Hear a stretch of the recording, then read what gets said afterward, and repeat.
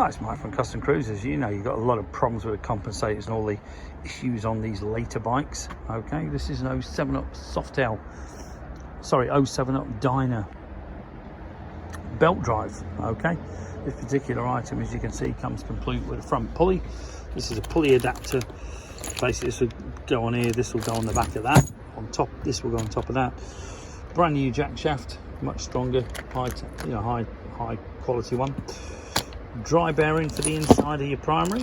Okay, so you've got no chance of it leaking. You've got this and this together, and as you can see, very simple to install. Literally take the old crap off, this will go straight in.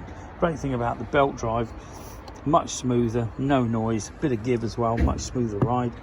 You can see here, all this is beautifully made. This is the high capacity clutch. You can put more springs in, as you can see, but this is all they normally use. If you've got a real big motor, you can actually upgrade this to more, or use less, you know, if you want it slacker.